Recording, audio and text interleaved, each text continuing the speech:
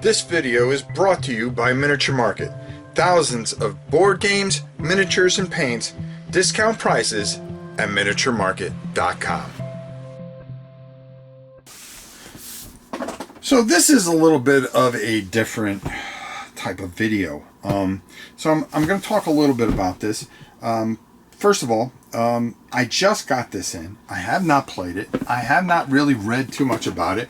And it is called Darksiders, The Forsaken Land. So if you're looking for a rule explanation or anything like that, you're not going to get it here. On this yet, at least. I wanted to show this off. And I'll explain on the other side of this. We're going to go down. We're going to take a look at this a little bit. I'm going to open this up. I've already opened it up and looked in it, and I'm really fascinated by this. So we're going to go down to the table. I'm going to show you what comes in this, and then we'll talk more about this on the other side. All right, so we're just going to kind of look inside this, and we're going to take a look at some of the things that are pretty interesting about this. Number one is you have a rule book, and I kind of started glancing through it. Very interesting. You're going to be playing one of the four horsemen. I really like how you got good visage of the particular horsemen, and you can paint them because you do get the miniatures. And then your energy and all your other things, your armor, your talismans, and all the things that are going to jack you up so you can fight the oncoming villains.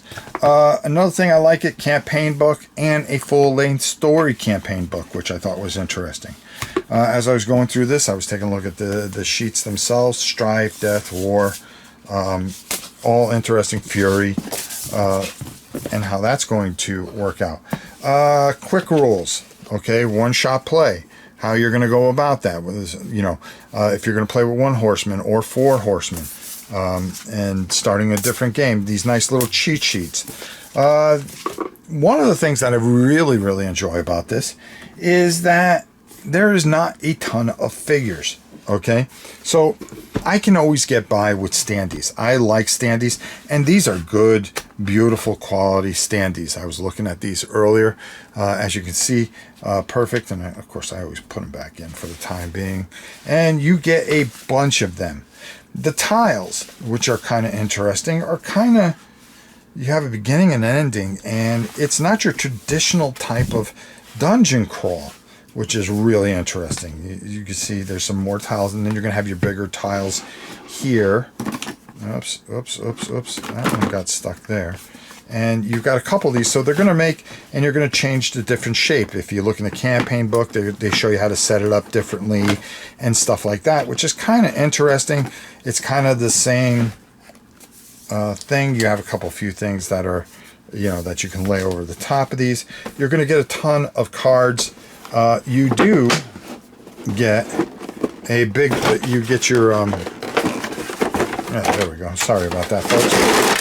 There are a ton of cards which are going to do things, but these miniatures are really beautiful, and they're a bigger scale, so they're going to be a lot of fun to paint and have on those boards. As you saw, these are, these are pretty big tiles. Hold on here, I'm just going to pull this one out here.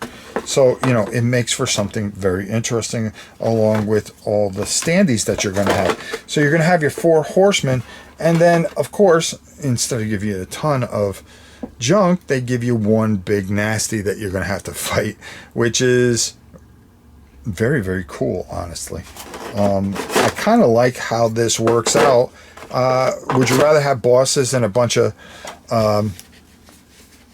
figures instead of a ton of painting the same different figure?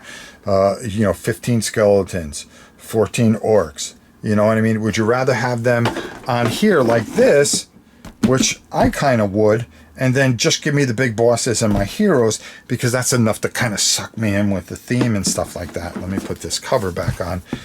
So we have that here. So I'm very, very fascinated with this.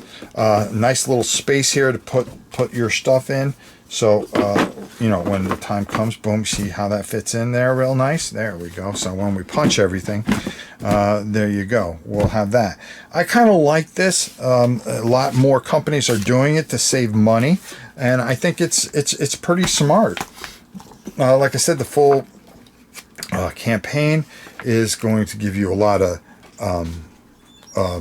wordage and tell you a story, and then you have your campaign book that actually goes with it, and you're going to be setting your things up like so to basically go through your particular levels and missions and so forth and so on. So very, very interesting. I'm very fascinated by this, and I'm looking forward to sharing more of Darksiders, the Forbidden Land with you, so we can kind of get a good feel for it and see if it's for you. Like I'm going to tell you up top, the story of why I got this so quickly and why I know so little about it. So we'll talk more about that up top. So speaking of which, why don't we go up top and talk more about it? All right, folks, let's head on top. Really interesting. Now, the reason I can't tell you a lot about this is I did not have time to research it. Now, I went to Miniature Market and I saw this game, and there were 2 left, which means I didn't have time to go over to YouTube and research and learn a little bit about it. I said, Darksiders, ooh, I didn't know about this. And I saw it and I said, okay, let's bring it in. I'm going to take a shot at it. I don't know what it entails. I saw it was kind of a dungeon crawl thing, and then it went down to 1. And I said, okay, let me just drop the $100. Boom, dropped it and got it sent in. Then when I went to go research it, there wasn't much about this. This really fascinates me because I really love the video game. And this is a thing that I think is really kind of interesting because it's really kind of out there. It's a co-op dungeon crawl, but there's not a lot of tiles to it, and you're not doing a traditional dungeon crawl. Standees, which I'm fine with. There's a ton of cards and stuff like that that are going to kind of do things, but I wanted to show you this, and they say it's customizable. You become one of the writers. I looked at the writers. I want to paint them and stuff like that. So, you know, this does have the potential to be interesting, and you can play it by yourself, which was one of the things that I said, okay, cool, let me bring this in.